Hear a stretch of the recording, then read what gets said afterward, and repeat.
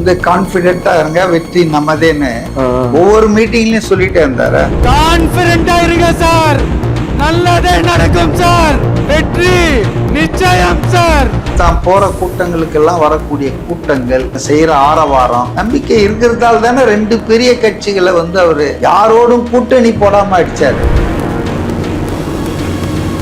தபால் ஓட்டு போட்ட வந்த போலீஸ் பர்சனல் இருக்காங்க இல்லையா, அவங்க வெளிப்படையாவே சொன்னாங்க. சில பேர் ரீல்ஸ் எல்லாம் போட்டாங்க, ஓட்டு போட்டு வந்து கான்பிடென்ட்டா இருங்க. Being the single largest party having 108 MLAs, mister விஜய்க்கு வந்து இந்த ஆப்ஷன் தான் இல்ல, 3-4 ஆப்ஷன் இருக்கு. அதுல எது பெட்டர் ஆப்ஷன் தீர்மானிக்கிற உரிமை, அதிகாரம் அவருக்கு தான் இருக்குது. திமுகவும் அதிமுக இணைந்தா அதிமுக மர்க்கையா, அதன் அழிவை யாராலும் தடுக்க முடியும்.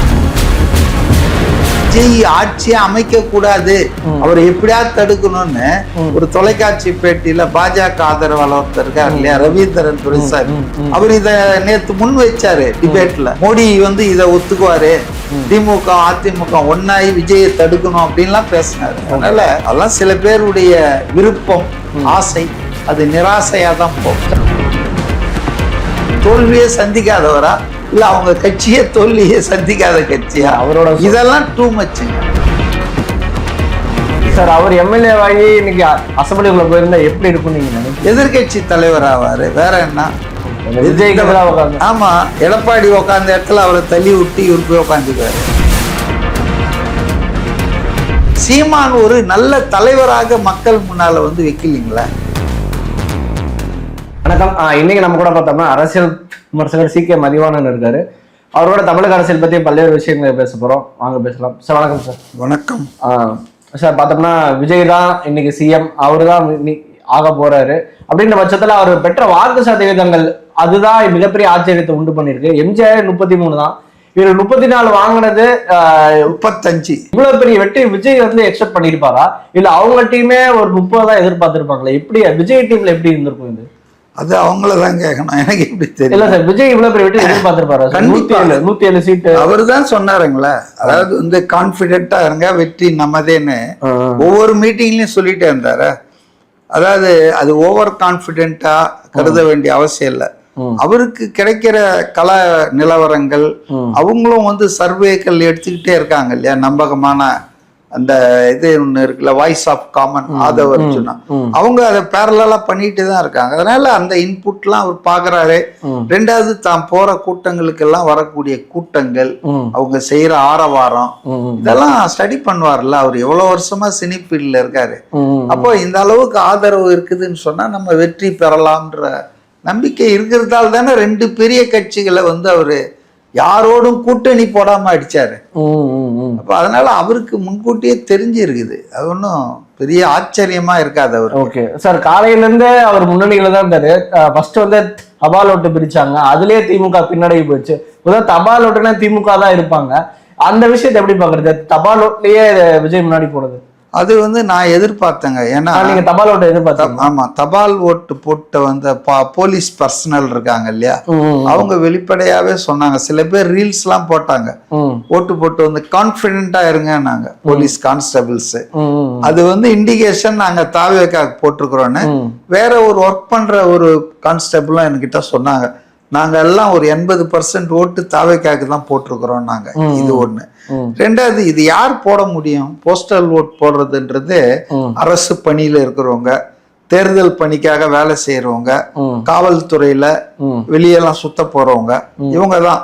இப்ப அரசு ஊழியர்களும் ஆசிரியர்களும் மிகப்பெரிய அதிருப்தியில இருந்தாங்கன்றது உண்மை. ஆட்சியாளர்கள் தங்களை ஏமாற்றி விட்டார்கள். மு.க. ஸ்டாலின் 2021 தேர்தலுக்கு முன்பு பழைய ஓய்வூதிய திட்டத்தை நான் வந்து உங்களுக்கு திரும்ப கொண்டு வந்துருவேன், அமுல்படுத்துவேன்னு சொல்லிட்டு, ஆனா கடைசியா 4.25 வருஷம் கழிஞ்சு என்ன பண்ணார்? கடைசியே அந்திம நாட்களில் அஷ்யூர்டு பென்ஷன் ஸ்கீம்னு ஒன்ன கொண்டு வந்தார், ஏபிஎஸ்ன்னு, உறுதியளிக்கப்பட்ட ஓய்வூதிய திட்டம்னு. இப்போ கோர்ட்ல கூட போன வாரம் பார்த்தேன், அதுக்கான ரூல்ஸே இன்னும் ஃப்ரேம் பண்ணல.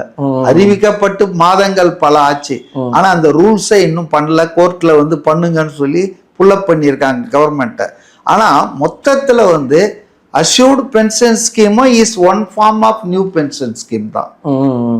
It is not a old pension scheme. அது ஊழியர்கள் கோரிக்கைக்கு நிறைவேற்றினதா அர்த்தம் இல்லை. Basically what is old pension scheme, what is new pension ஸ்கீம்னா, எந்த பங்களிப்பும் இல்லாம உங்க சேவையை பாராட்டி உங்களுக்கு வாழ்நாள் பூரா ஓய்வூதியம் தருவது தான் ஓல்டு பென்ஷன் ஸ்கீம். நீங்க மறைந்தால் உங்க மனைவிக்கோ குடும்பத்தினருக்கோ குடும்ப ஓய்வூதியம் கொடுக்கறது தான் old pension scheme. New pension ஸ்கீம்னா என்னன்னா, அது ஃப்ரீ கிடையாது, ஃப்ரீ லஞ்ச் கிடையாது. அதை பெறுவதற்கு நீங்க சேவை காலம் பூரா மாதந்தோறும் 10% உங்க அடிப்படை சம்பளத்தை அவங்க சேமிக்கணும், கட்டணும் அதுக்காக. சோ அதுக்கு ஒரு கட்டணம் உண்டுங்க, அது ஃப்ரீ கிடையாது. இதுதான் பேசிக் டிஃபரன்ஸ். ரெண்டாவது, ஃபேமிலி பென்ஷன்லாம் கிடையாதுங்க. மூணாவது, இது எவ்வளவு வரும்னு உங்களால எப்பவுமே கணிக்க முடியாது. ஏன்னா அதை வந்து ஸ்டாக் மார்க்கெட்ல போட்டுருவாங்க அந்த அக்யூமுலேட்டட் தொகையை. அதுல லாபம். ஸ்டாக் மார்க்கெட் தான் ஒரு சூதாட்டம் தானே, ஏற்ற இறக்கங்களுக்கு. திடீர்னு பிரைம் மினிஸ்டர் மாறினா ஸ்டாக் மார்க்கெட் விழுந்துரும். ஈரான் யுத்தத்தை ட்ரம்ப் தொடங்கிட்டாருன்னா ஸ்டாக் மார்க்கெட் கீழே விழும். அதனால வந்து அது ஒரு சூதாட்டம் தான். சோ அரசு ஊழியர்கள், ஆசிரியர்கள் மோஸ்ட் டிஸ்சாட்டிஸ்ஃபைடு. அவங்க வந்து ரொம்ப அதிருப்தியில இருந்தாங்க. அதை வந்து பிரதிபலிச்சிருந்தது. அடுத்த மிக முக்கியமான கேள்வி என்னன்னா, இன்னைக்கு எல்லாருமே ரொம்ப எக்ஸ்பெக்ட் பண்ணக்கூடியது, விஜய்க்கு இன்னும் சிங்கிள் மெஜாரிட்டி வரல, இன்னும் அதுக்கு சீட்டுகள் தேவைப்படுது. அவர் எப்படி சார் பேசலாம்? காங்கிரஸ் பேசலாமா, அதிமுக பேசலாமா, இல்ல பிசிகா, சிபிஐ, என்ன மாதிரி அவர் முடிவு எடுத்தா விஜய்க்கு கொஞ்சம் அது சப்போர்ட்டிவா இருக்கும்? ஏன்னா எல்லாருமே அவருக்கு பல ஆப்ஷன்ஸ் இருக்குங்க. Being the single largest party having 108 MLAs, mister விஜய்க்கு வந்து இந்த ஆப்ஷன் தான் இல்ல, 3-4 ஆப்ஷன் இருக்கு. அதுல எது பெட்டர் ஆப்ஷன் தீர்மானிக்கிற உரிமை, அதிகாரம் அவருக்கு தான் இருக்குது. என்ன போல ஆட்கள் என்ன சொல்லலாம்னா, இந்த ஆப்ஷன் இருக்கு, இது பெட்டர் ஆப்ஷனு, இதை எடுத்தா இது லாங் ஸ்டாண்டிங் டியூரபிளா இருக்கும், இது எடுத்தா கொஞ்சம் ஷார்ட் டேர்ம்ல பிரச்சனை வரும் அப்படின்ற சொல்லலாமே தவிர, இந்த ஆப்ஷன்ஸ்ல இன்க்ளூடிங் ஏடிஎம்கே ஓட போறது கூட இருக்குது, காங்கிரஸோட போறது இருக்கு, இடதுசாரிகள் விசிகாவோட காங்கிரஸ், அது ஒரு பேக்கேஜ் மாதிரி இருக்கு. இன்னொன்னு பாத்தீங்கன்னா ஏடிஎம்கே கிட்ட போறது. ஏடிஎம்கே கிட்ட நீங்க போனீங்கன்னா அதுக்கு ஒரு 45-48 சீட் இருக்கிறதால உங்ககிட்ட 108னா ஏறத்தாழ யூ வில் கிராஸ் 150. அது ஒரு ஸ்டேபிளா இருக்கும். அதுக்கு விலை கொடுக்க வேண்டி இருக்கும், எல்லாத்துக்கும் விலை கொடுத்து தானே ஆகணும். சில மந்திரி அவர் கூட்டணி ஆட்சிக்கு அவர் ரெடின்னு சொல்லியிருக்காரு, அவர் இல்லைன்னு சொல்ல. சோ அதனால திமுக அதிமுக மாதிரி நோ கோயலிஷன் கவர்மெண்ட், தனித்து ஆட்சி தான் அவர் ஒன்னும் டிக்ளேர் பண்ணல, அவர் தெளிவா சொல்லியிருக்கு. அதனால அந்த பிரச்சனை அவருக்கு இல்ல. அதே போல சில மந்திரிகள் சில துறைகளை விட்டு கொடுப்பதுன்னு கூட்டணி ஆட்சிக்கு அவருக்கு பிரச்சனை இல்லை. அதெல்லாம் ஒண்ணும் இல்ல, அதை பார்கெயின் பண்ணி பேசி நெகோசியேட் பண்ணி செட்டில் பண்ணிடலாம். ஆனால் என்ன பெரிய நிம்மதி கிடைக்கும்னா, ஒரு 5 வருஷத்துக்கு நிம்மதியா ஆட்சி பண்ணலாம், எந்த தொந்தரவும் இருக்காது. ரைட்டா? அடுத்தது அதிமுக இதனால என்ன பெனிஃபிட்னா, ஆளுங்கட்சியா மாறிடும் அதிமுக ஓவர் நைட். தேர்தல் படி அது திரும்ப இன்னும் 5 வருஷத்துக்கு தானே எதிர்கட்சியாக இருக்க தானே சபிக்கப்பட்டது.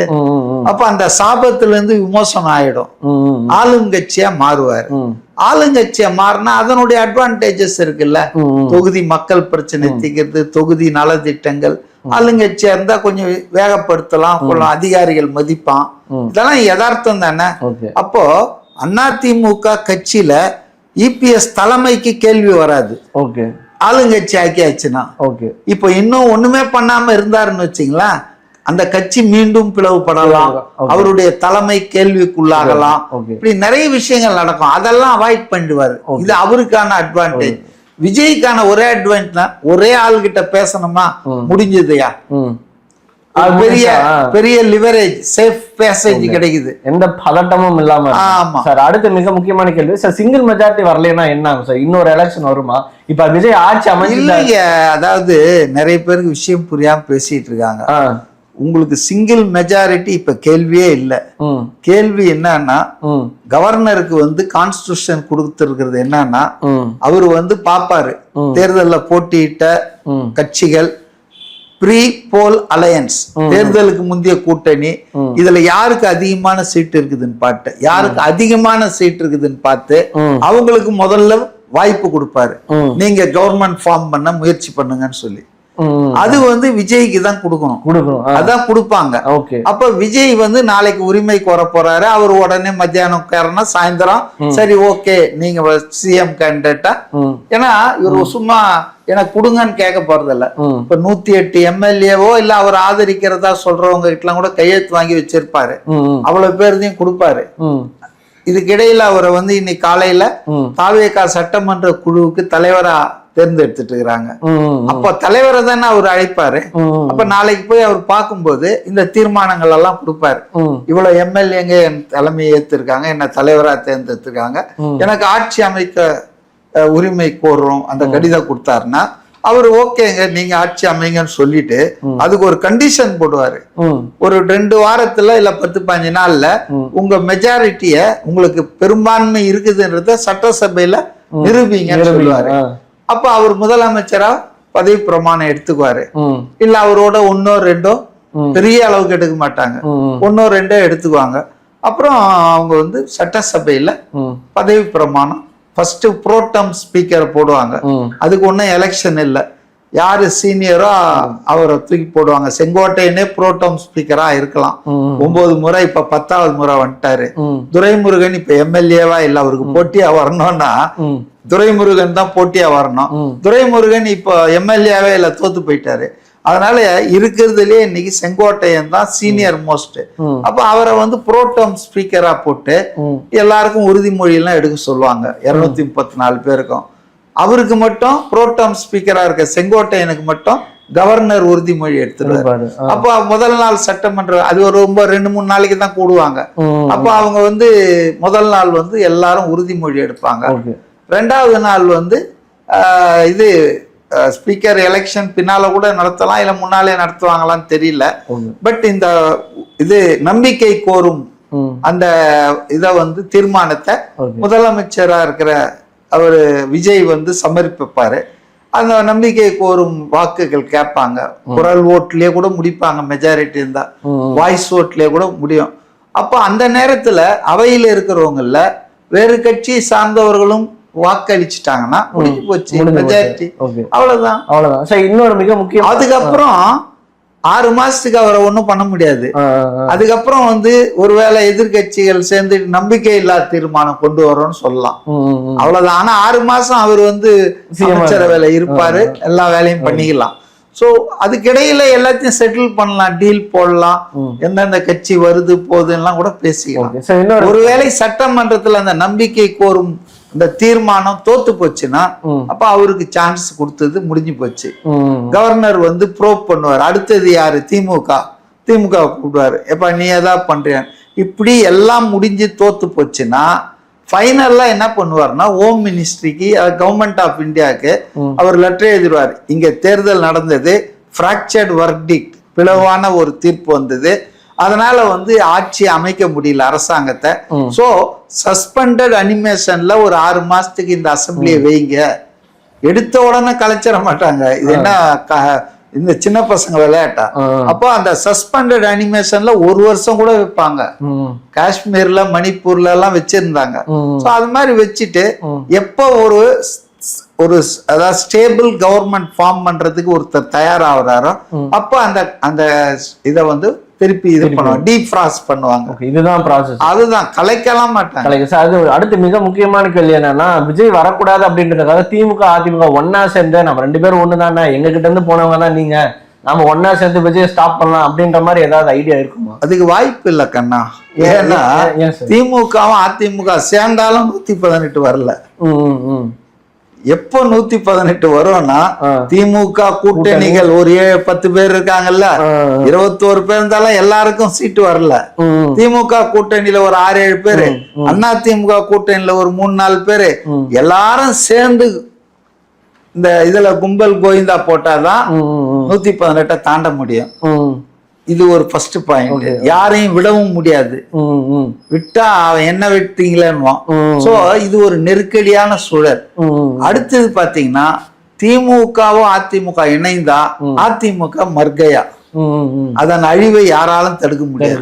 அவ்வளவுதான். இதை யாராவது தற்கொலை பண்ணிக்குவாங்களா அரசியல்ல? அப்பெல்லாம் பண்ண மாட்டாங்க. பண்ணிக்குவாரு. அதுவும் இபிஎஸ் பண்ணிக்குவாரா? பண்ண மாட்டாங்க. தலையில வந்து கொல்லிக்கட்டு எடுத்து யாராவது சொரிஞ்சுக்குவாங்களா? அதனால இதெல்லாம் வந்து சில பேருடைய விஸ்பிள் திங்கிங். அதெல்லாம் அதான் விஜய் ஆட்சியை அமைக்க கூடாது, அவரை எப்படியாவது தடுக்கணும்னு ஒரு தொலைக்காட்சி பேட்டியில பாஜக ஆதரவாளர் ஒருத்தர் இருக்காரு இல்லையா, ரவீந்திரன் துரைசாமி, அவர் இத நேத்து முன் வச்சாரு டிபேட்ல. மோடி வந்து இத ஒத்துக்குவாரு, திமுக அதிமுக ஒன்னாயி விஜயை தடுக்கணும் அப்படின்லாம் பேசினாரு. அதனால அதெல்லாம் சில பேருடைய விருப்பம், ஆசை, அது நிராசையா தான் போகும். அதே மாதிரி நேற்று பார்த்தோம்னா ஸ்டாலின் சார் ரொம்ப எமோஷனலா இருந்தாரு. ஒரு அழுத மாதிரி எல்லாம் நியூஸ் சேனல்ல அந்த தமிழில் போட்டிருந்தாங்க. அதெல்லாம் அப்படி இல்லை. அவங்க சைடு என்ன ஏன் அப்படின்னா இந்த 30 வருஷத்துல அவரோட அரசியல் வாழ்க்கையில அவரோட சொந்த தொகுதியில தோத்துருக்காரு. ஆண்ட கட்சி இது என்னங்க புதுசாங்க? நீங்க என்னவோ அவர் வந்து வெல்ல முடியாதவர், தோற்க ஏங்க ஃபர்ஸ்ட் அவர் தோத்ததே KA கிருஷ்ணசாமி கிட்ட தோத்தாருங்க 1000 விளக்குல. அதுக்கு அடுத்த தேர்தலையும் அதே ஆள்கிட்ட திருப்பி தோத்தாருங்க, 2 தோல்வி ஆயிடுச்சா. அதுக்கப்புறம் தான் இனி இங்க தேராதுன்னு குளத்தூர் பக்கம் வந்தாரு கரையாடுறதுக்கு. குளத்தூர்ல வந்து ஜெயிச்சாரு. இப்ப 3ஆவதா தோத்து இருக்கிறாரு. ஒரு பிரீஃப் பீரியட்ல 3 எலெக்ஷன்ல தோத்தவர் என்னவோ அப்படியே அழுதுட்டாரு, அப்படியே எமோஷனல் ஆயிடுனா தோல்வியே சந்திக்காதவரா இல்ல அவங்க கட்சியே தோல்வியே சந்திக்காத கட்சியா? அவரோட இதெல்லாம் டூ மச்சுங்க. அதாவது அவரே தோல்வி நிறைய சந்திச்சிருக்காரு. அப்புறம் என்ன? அல்ல இல்ல அவரோட ஒரு சிஎம்மா இருந்தவர், அவரோட சொந்த தொகுதி சிஎம்மா இருந்தாலும் ஒரு எம்எல்ஏ வானா தானே சிஎம் ஆக முடியும். சார் அவர் எம்எல்ஏ வாங்கி இன்னைக்கு அசம்பிளிக்குள்ள போயிருந்தா எப்படி இருக்கும் நீங்க நினைக்கிறீங்க? எதிர்கட்சி தலைவர் ஆவாரு, வேற என்ன? ஆமா, எடப்பாடி உட்கார்ந்த இடத்துல அவரை தள்ளி விட்டு இவர் போய் உட்காந்துக்குவாரு. ஸ்டாலின் சார் இப்படி சொல்லியிருந்தா எப்படி இருந்திருக்கும்? மாண்புமிகு தமிழக முதல்வர் விஜய் அவர்களுக்கு அந்த மாதிரிலாம் நீங்க எல்லாரும் அப்படித்தானே பண்ணி ஆகணும். அந்த பதவிக்கு ஒரு மரியாதை கொடுத்துதானே ஆகணும். அது ஸ்பீக்கருக்கும் அப்படிதான் சொல்லணும், முதலமைச்சரையும் அப்படிதான் அட்ரஸ் பண்ணணும். அதுல வந்து விருப்பு வெறுப்பு தனிநபர் குரோதம்லாம் இருக்காத, வாய்ப்பே இல்லையா. சார் இறுதி அடுத்த கேள்வி சார். அடுத்து சீமான் அவர்களை பத்தி தான். அந்த கட்சியோட செயல்பாடே ரொம்ப சந்தேகத்துக்கிடமாக தான் இருந்தது. ஏன் அப்படின்னா அவங்க திமுக எதிர்ப்பு அப்படின்றத தாண்டி விஜய் எதிர்ப்புக்கு வந்துட்டாங்க. தினமும் அவங்க கட்சியை சேர்ந்தவங்க வீடியோ போடுறது, கட்சி நிர்வாகிகள், முக்கிய நிர்வாகிகள், இடுமாவனம் கார்த்திகா இருக்கட்டும், சாட்டை துரைமுருகன் இருக்கட்டும், எல்லாருமே விஜய் எதிர்க்கிறதா இருந்தாங்க. அதனாலதான் அவங்களுக்கு இவ்வளவு பெரிய தோல்வி வந்திருக்காங்க. ஏன் அப்படின்னா இல்ல அதனாலலாம் அதுவும் ஒரு காரணம். அதாவதுங்க அவங்களுடைய கொள்கைகள் யதார்த்தமான சூழலுக்கு பொருத்தமா இல்லைங்க.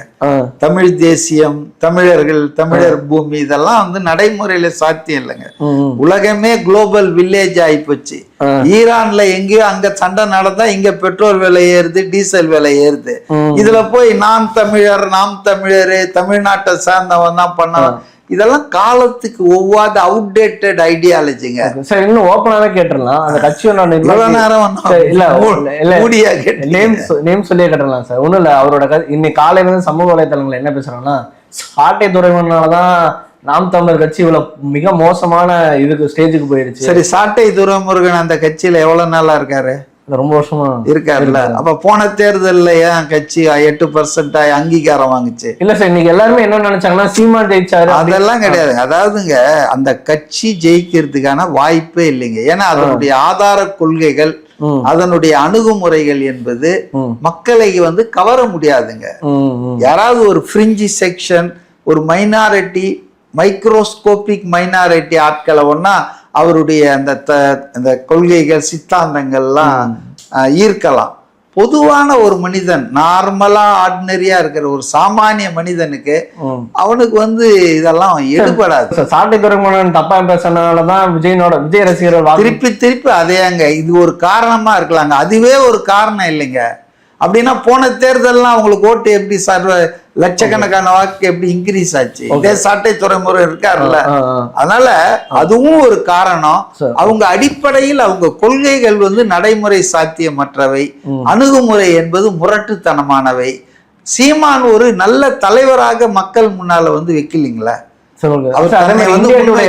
இந்தியா டுடே என்ன சொல்றாங்கன்னா, திமுகவோட இன்னைக்கு அவங்க பிக்ஸ் பண்ண வியூகம் எல்லாமே தப்புன்னு சொல்றாங்க. அவங்க விஜய் ஒரு அவங்கதான் சொல்லணுமா, நம்ம சொல்ல மாட்டோமா? நீங்க என்ன சார் நினைக்கிறீங்க?